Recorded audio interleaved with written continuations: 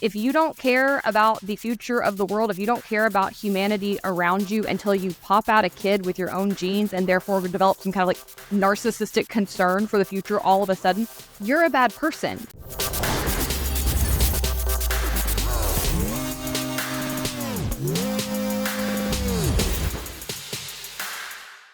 Hey guys, I'm Hannah Cox with Base Politics, and you're watching the weekly Base Politics show. Welcome back. It's been a crazy week. I took off literally 4 days for vacation, and I apparently cannot even have that because in the middle of it, Biden announced he was dropping out. All chaos broke loose. So I hope you guys have been hanging tight. It's honestly a lot to come back to, but I'm going to try to summarize as best I can where we're at as of today in the entire political apparatus, some of the most concerning messages I'm seeing. I want to be clear that while I would love to talk more about the ins and outs and legalities of everything happening around the DNC, because this is a nonprofit, we are not really allowed to weigh in on matters of elections. And so unfortunately, I'm a little bit restrained in that regard. However, that being said, I do have an older episode of my original show Base that gets into the way the major two parties have rigged the system in America for decades and decades and decades, and basically left voters with fewer and fewer options, and mostly the illusion of being able to participate in their own government. So I'll add a card. I highly encourage you to go check it out. It's one of the most popular episodes from my original show. I think a lot of people have found it very informative, and I hope that it will give you a little bit more of a structural understanding to understand what's happening right now around you. With that being said, I want to turn our attention to some of the discourse that has frankly pissed me off the most coming back from vacation over the past couple of days. And I want to sort of couch today's episode under the general umbrella of who is more favorable to families in this entire apparatus, because the right has tried to claim for quite some time that they are the party that pushes family values, that they uphold families, they support parents. They have all of this jargon running around, but as a whole, what I have seen this week from the right has been nothing of the sort. There has been so many things being said about women, about parents, about family structures that I find frankly abhorrent, and I really want to touch on this today under a number of fronts. So to lead, I want to turn your attention to some frankly disgusting comments the VP nominee on the right, JD Vance, has been running around and saying with his full chest on national television. Let's give votes to all children in this country, but let's give control over those votes to the parents of those children.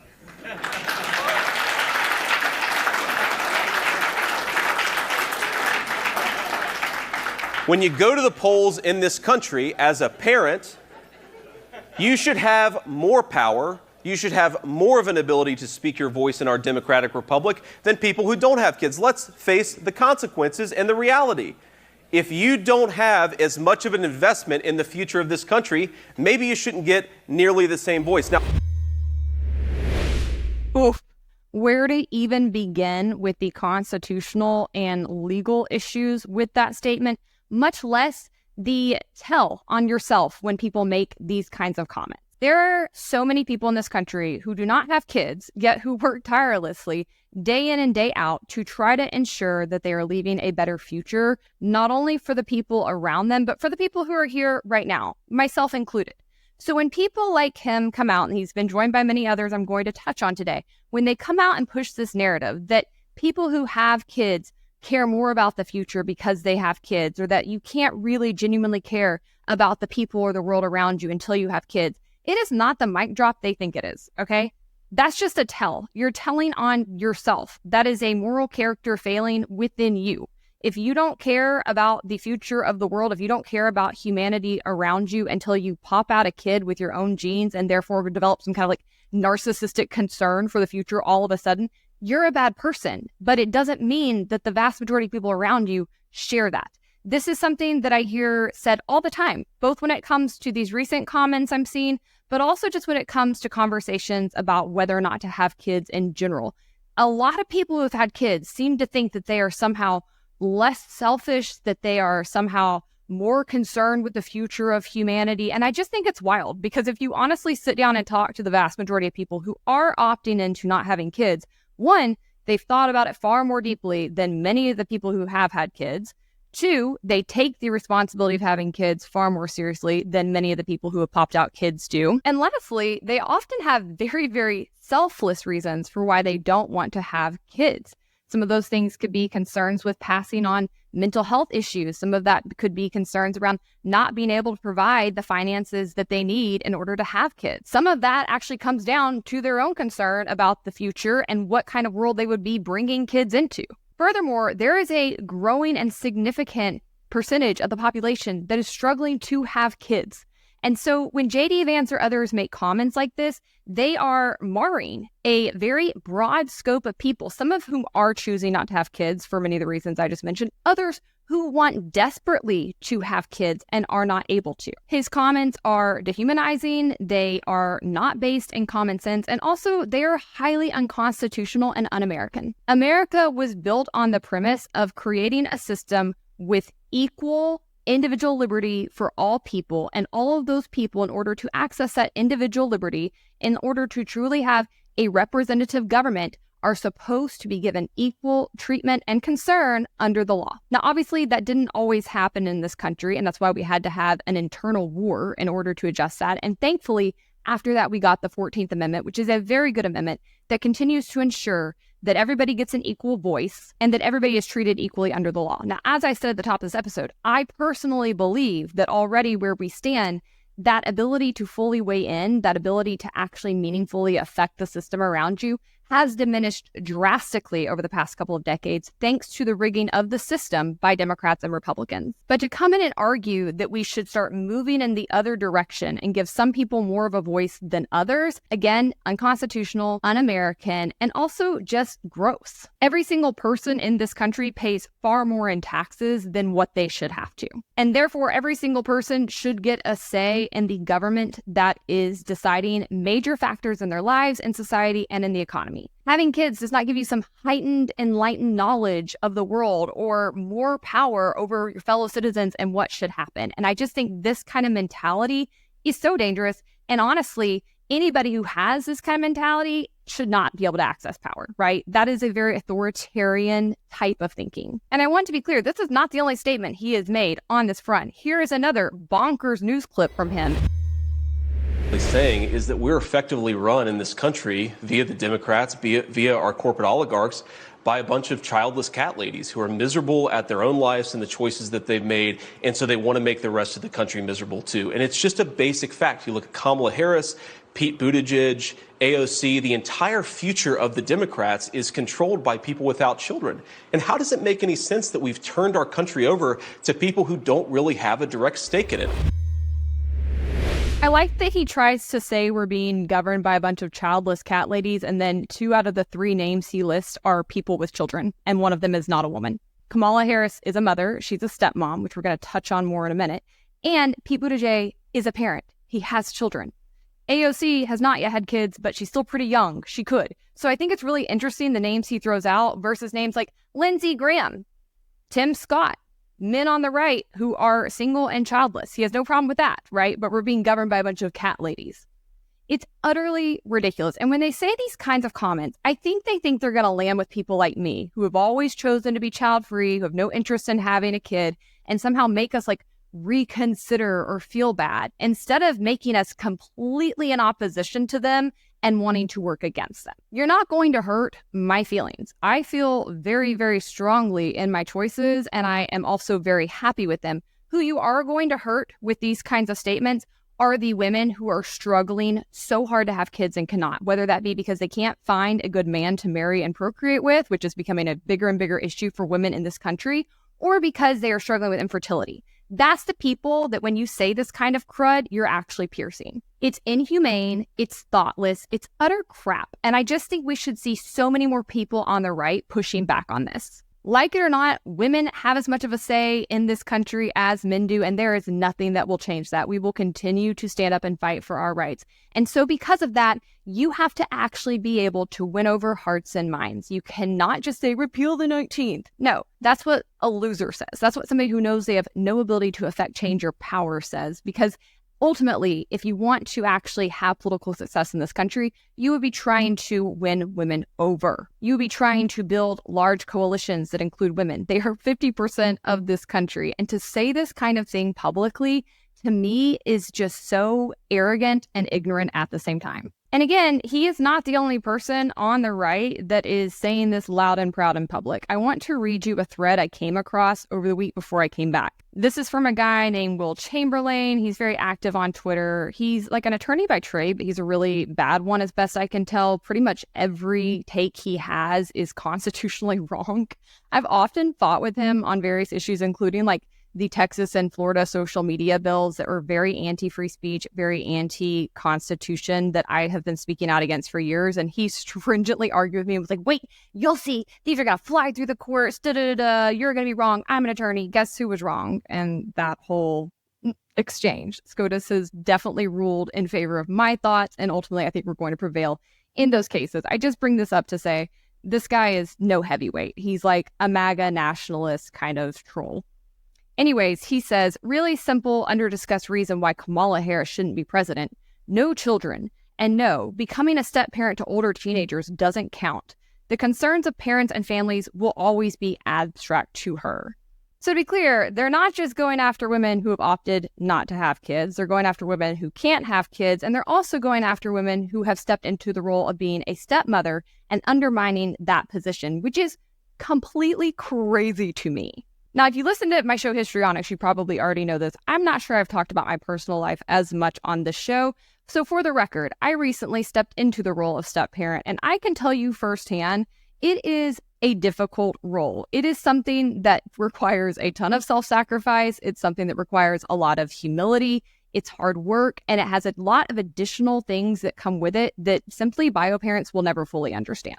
As I said in response to Will on Twitter, raising kids of any age is hard work, and people who do it for kids that aren't even their own are amazing. And I thought that long before I stepped into the role myself. So many kids have benefited tremendously from step parents and other adults who've stepped up when their own parents bailed or were trash. Many more aren't so fortunate and suffer. Like, I can't even tell you the number of kids in foster care right now that would be desperate to have a step parent or adoptive parent step up.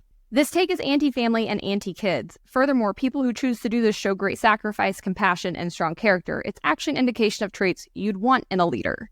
No offense to any bio parents out there, but loving kids you created and popped out who look like you is not that impressive, okay? It's not really that special. It's sort of innate. The vast majority of people feel that way and will sacrifice for kids that they created. Obviously, there are some super trash parents who abandon their kids. We're going to talk about that in a minute. But as a whole, it takes a lot more for a parent who did not birth kids to step into that role and take the sacrifices on and love kids unconditionally that they did not create. Especially when you consider many of them are having to deal with toxic bio moms or bio dads. They're having to deal with the strain that can place on their relationship. It is a huge lift that I think should be praised, and you cannot claim to be pro-family. You cannot claim to be pro-kid if you are diminishing people who step into those roles, which, by the way, there are a lot of in this country. According to smartstepfamilies.com, 13% of adults in the U.S. are step-parents, which is about 29 to 30 million people. This includes 15% of men at 16.5 million and 12% of women at 14 million who are married or cohabitating with children under 18. If you include stepmothers of adult children, the number could double to 22 to 36 million people. In total, 42% of adults in the U.S. have a step relationship, which includes step-parents, stepchildren, or step or half-siblings. This means that an estimated 113.6 million Americans have a step relationship, including 11.6 million stepchildren, which is 16% of all children in the U.S. So that's a whole lot of people, frankly, you just pissed off. And for very good reason. I never thought JD Vance was especially intelligent, but he has really even come in way beneath where I thought we'd be right now. And in response to me speaking out against this anti-women, anti-family dialogue, I've had several people say to me like, oh, this is just an extremely online phenomenon. The average American isn't hearing this. They don't know anything about this. They don't care. I don't think that's true, because not only have I been extremely agitated over this dialogue, I have been taking note of others who are speaking out. And yes, women are taking note. Independents are taking note. Celebrities are even seeing this and taking note. Jennifer Aniston, who's actually spoken out a good bit about her difficulty having kids and her experience around ending up as a woman who ultimately did not produce children, has even spoken out. This is a tweet from Yashar Ali on Twitter. He said, Jennifer Aniston, who rarely makes political statements, responded to JD Vance's comments about childless cat ladies who are miserable at their own lives. She said, I truly can't believe this is coming from a potential VP of the United States. All I can say is, Mr. Vance, I pray that your daughter is fortunate enough to bear children of her own one day. I hope she will not need to turn to IVF as a second option because you're trying to take that away from her too. Emily Nussbaum said, I remember in my 30s, I had this feeling that people saw me as less than fully adult because I wasn't married and had no kids. But I also thought, hey, that's kind of self-centered. I'm probably being paranoid. And then I married and had kids and realized I was 100% correct. Beverly Hallberg, who's very big working in conservative media spaces, said, I'm childless on earth, but I have a baby in heaven due to an ectopic pregnancy. Not all women who don't have children are childless by choice. It adds insult to injury, to put it mildly, when these comments are said. Gabby Rivera-Lugo said, I'm obsessed with the childless cat lady as a slur. Have you worked with a childless cat lady? Do you know how much these women get done? Emily May said, if you want to know what being a stepmom is like, Kamala is both not a mom and being judged for everything her stepkids do that people don't like, which is true. I've seen so many people mocking her stepdaughter and her positions online as if every single parent can just impart their entire political ideology into their kids. These are the same people who are like, we're going to procreate to own the libs. And it's like, you've never been around a teenager, have you? This is crazy. You truly think that you can just raise a kid and indoctrinate them and they're not going to turn against many of the things you think? It's so arrogant, and it says to me that either you're a really bad parent or you're not very far along in your journey. Come back in 10 years and let us know how that works out. The second point I want to bring up in this whole discourse of discounting Kamala's role as a stepmom, in saying that people who don't have kids should have fewer rights, fewer say in our entire political system, is the fact that a lot of bio parents are garbage. So arguing that popping out a kid somehow makes you more qualified to be a leader or more qualified to have a say in what happens around you is frankly just kind of hilarious. You need look no further than how the average person is turning out these days. Go talk to a teacher about what the average kid in their classroom is acting like to know that a lot of parents are not firing on all cylinders. Literally all animals can reproduce. There is nothing about doing that makes you special or gives you some higher knowledge or access to more wisdom. In fact, I wanted to pull up a little data here just to give people the full picture, because these are issues I actually think about and weigh on quite a bit, but I think it's pretty easy to forget, because if you are not currently working in social services, if you're currently living in middle America, you probably are not aware of just how much neglect and abuse is happening out there. But according to research, child maltreatment and neglect is very, very common. In the U.S., roughly 1 in 7 children have experienced abuse or straight up abandonment. So yeah, it's usually the natural instinct for parents to care a lot about their kids, care about what happens to them, but not even all bio parents do. So again, arguing that this should give you more of a say, it makes zero sense. It's also really interesting to me that somebody who wrote Hillbilly Elegy, which is literally about his own mom being a drug addict and abandoning him throughout his childhood, would then stand up and try to have the stake. It just feels completely disingenuous to be that divorced from your own data and research and anecdotal information that you have taken to the American people throughout the past couple of years. I think I and the vast majority of men and women who have seen this discourse going down have taken it to be an attack on pretty much all of us, anybody who's rank and file in society in the grassroots.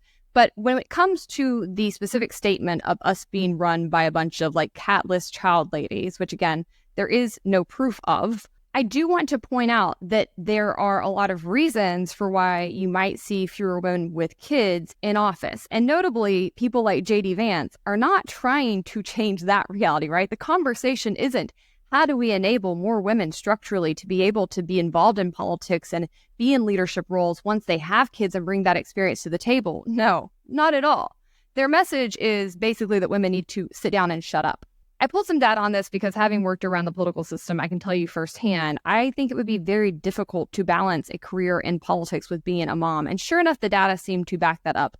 Only 11 mothers have ever given birth while serving in office, while 11 fathers have welcomed children into their families in the past year alone.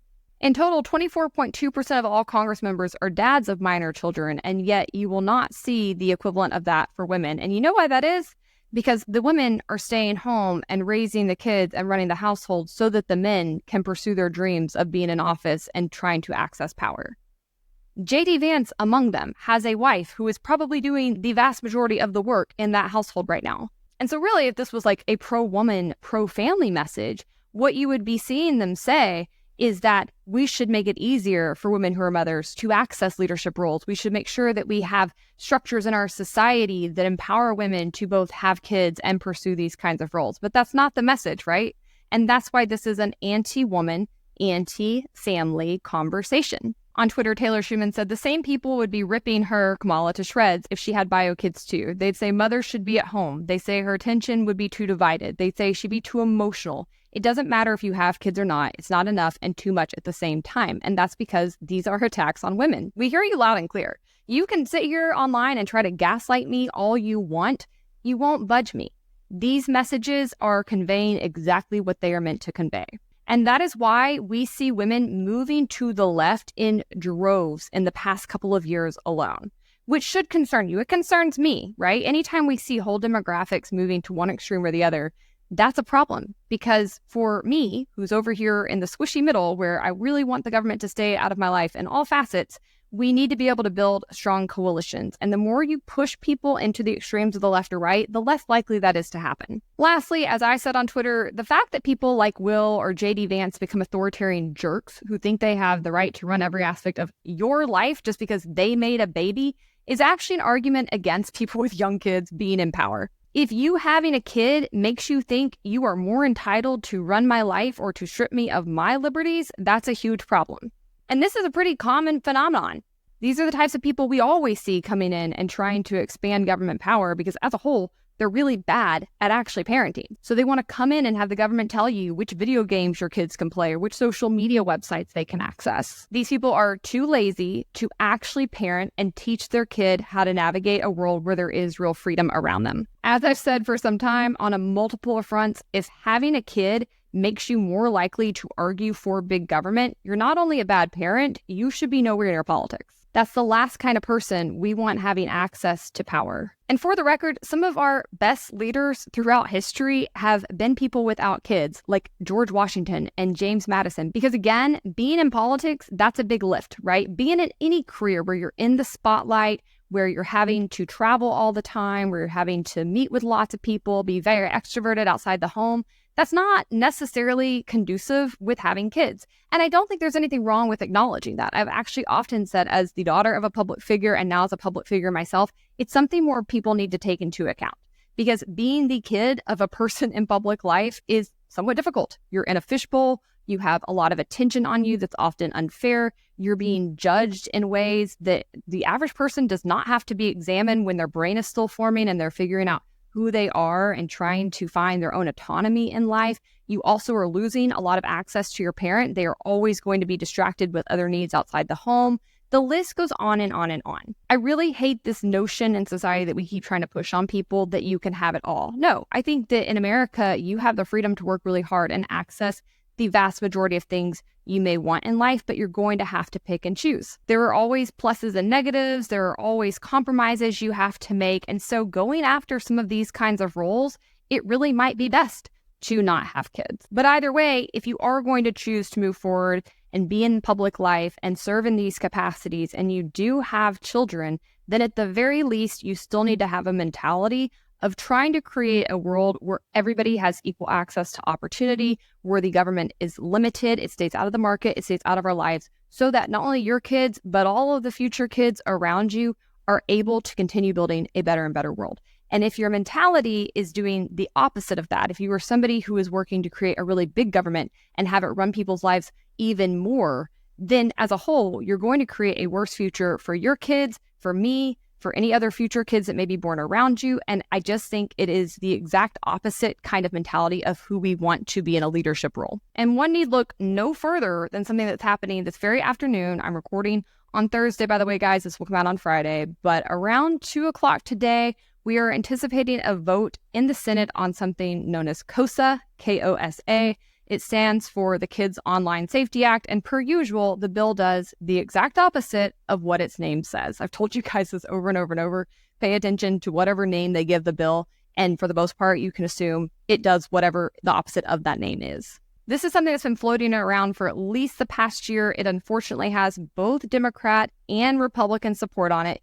And it is premised on one of the oldest Trojan horses in politics, which is that we need to do this for the kids. We need to do this for kids' safety. We need to do this for our future. This is always how they push the worst ideas, the biggest expansion of government being able to erode our civil rights. It almost always comes in this kind of package. And again, it's because you've got too many people with the mentality we just discussed, both in office and also paying attention to the political spectrum. Instead of being able to actually think through things and think, is this truly principled? Would this have unintended consequences? Instead, a lot of parents hear something from politicians that the politician tells them is scary, and the politician tells them they need big government to come in and protect their kids from, and they are like hook, line, and sinker in. And it's something that a lot of parents really need to work on, because boy, do they get duped on this front. We've covered this bill a little bit on the show before, but I'm going to read you a summary from Reason just to refresh your memory. So this is an article written by Elizabeth Nolan Brown. She's really great on tech policy over at Reason. She said, Senate Majority Leader Chuck Schumer from New York will force a vote this week on the Kids Online Safety Act, KOSA, a measure certain to seriously restrict free speech and privacy online for everyone. The meat of the bipartisan bill is creating a, quote, duty of care for a huge swath of digital companies, any online platform, online video game, messaging application, or video streaming service that connects to the internet and that is used or is reasonably likely to be used by a minor.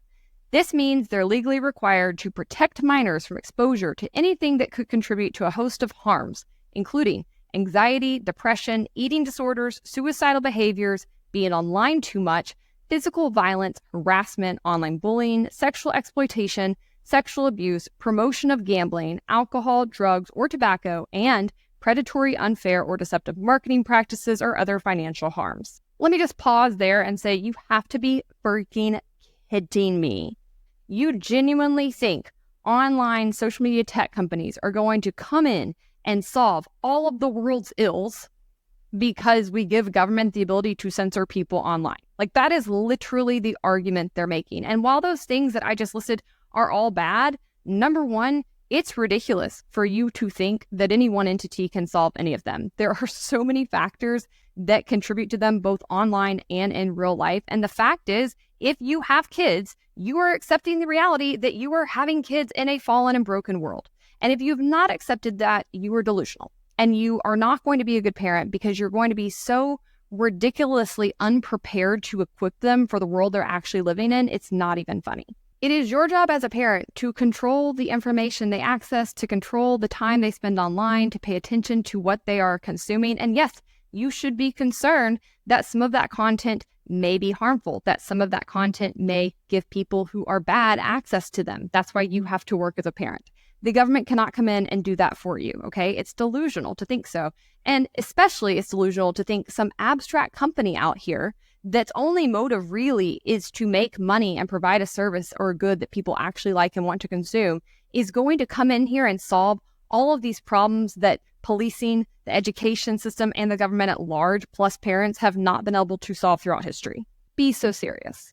Back to the Reason reporting, they say that's an enormous array of issues rooted in an even more enormous array of causes.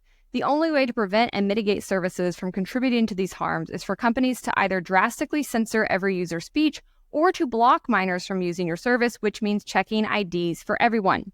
Here's where you get to the real intention of the bill. Even if used in the most neutral and narrow ways possible, the potential disruption of free speech and the anonymity online is cataclysmic. And I'm highly skeptical that KOSA, which would be enforced by the political appointees at the Federal Trade Commission, will wind up being used in the most narrow and neutral of ways. Side note, of course it won't. The FTC is run by a straight socialist, Lena Khan, whose entire mission is to try to cripple our economy and take down some of the most popular and successful businesses in the country. The idea that giving the FTC any more power will do good things for our economy, will further capitalism, or will protect children is crazy town. Like, you have to be high. I cannot believe there are Republicans with their whole chest coming in and supporting this. It would be crazy enough under a Republican administration if they were doing it. It's even crazier to me that they're doing it under Lena Khan. Elizabeth went on to note the potential is great to use KOSA to further specific political agendas, including crusades against abortion, LGBTQ rights, Second Amendment rights, sex worker rights, big businesses, language that progressives deem disrespectful, and sexuality broadly. All of this is likely without even accomplishing the alleged goal of keeping kids online safe, quote, quote. The KOSA regime will almost certainly block a huge array of helpful and supportive content related to things like mental health, sexuality, and addiction, while also sending kids fleeing to services that are harder to monitor. As I've been saying for some time, you guys, there is a very broad bipartisan coalition that is determined to get control of the internet. And that determination stems from the fact that they are desperate to be able to control the narrative online. This is a free speech issue. This is a censorship issue. Their goals have been apparent for some time, and you need to be concerned. The age of information, the internet, has given the people in this country broader access to information, a better ability to push back and demand the truth, a stronger likelihood of being able to shout down government propaganda, and to truly access information about what's happening around them and weigh in ways that we've never had before. And they are scared to death because they can no longer control that narrative via the mainstream media, and they can no longer control you. Every piece of internet legislation that they are pushing right now, this premised on this. This is what it comes down to. Now, fortunately, we are seeing a very broad coalition of people pushing back on KOSA. I'm talking the LGBTQ community. I'm talking the pro-life community, left, right, centrist. There is consensus forming that this is a dangerous piece of legislation we need to fight. Just a few quotes that I think are very poignant. Shoshana Wiseman, who's a friend of mine, she is the digital director and fellow for the Archery Institute, and she is a genius when it comes to tech policy. She said, KOSA forces companies to tie parent to child social media accounts, and the only way to do that is age and identity verification. Last month, we learned Big Tech's age identity verifier left everyone's IDs and social security numbers open and accessible for over a year. Senator Rand Paul said KOSA could prevent kids from watching PGA golf or the Super Bowl on social media because of gambling and beer ads, but those kids could just turn on the TV and see those exact same ads. Patrick Hedger, who's the executive director at the Taxpayers Protection Alliance and also a friend, said, tellingly, nothing in the bill sends resources to law enforcement or mental health professionals, so the bill cannot reasonably be interested in shifting safety outcomes for children. Instead, the bill is stuck on an unconstitutional path to bully companies into censoring speech and violating the privacy of every American, including children. Elizabeth went on to note at Reason that there's a lot more to KOSA than just the duty of care requirement, but basically all of it comes down to the same fundamental flaw. At the heart of KOSA and so many online child protection bills is the pretense that it's possible to eradicate problems associated with young people if only big tech companies would do better. Online bullying is bad, of course, but bullying in general is bad, and bullying existed long before the internet. So did teens with eating disorders, problematic media habits, mental health issues, and risky or dumb decisions regarding sex and intoxicating substances. Try as they might, people haven't been able to find more than a correlation between those issues and the rise of smartphones and social media. And no, anecdotes don't count, even when those anecdotes are very sad. It's understandable that parents and politicians want somebody to blame, and it's easy to blame social media, video games, and kids' online interactions with peers. But for every tale of a young person who was bullied or encouraged to engage in undesirable antics online, there are countless teens whose online experiences are a mix of good and bad, and yet others for whom online communities or information can be a lifeline and a way out of bad places. For those of you who were around in the 80s, I was not really, but I've seen a lot of this and watched a lot of old content. This reminds me so much of the moral panic we saw around video games and rap music. At the end of the day, it comes down to whether or not you view the government as another parental figure in your relationship with your kids or not. And if you do, you need to get some help because they are really, really bad at actually protecting kids and their interest. I want to refer you to this report from NetChoice, who touched on the security break that Shoshana mentioned in her statement. They said, in a startling revelation, AU10TIX, a widely used ID verification service, was found to have exposed the administrative credentials for over a year, compromising the security of user-sensitive data. The breach allowed hackers to easily access users' IDs, facial scans, and live video feeds, information that was meant to be securely protected. The service is used by various tech companies to verify the identities and ages of their users, if users themselves choose to do so.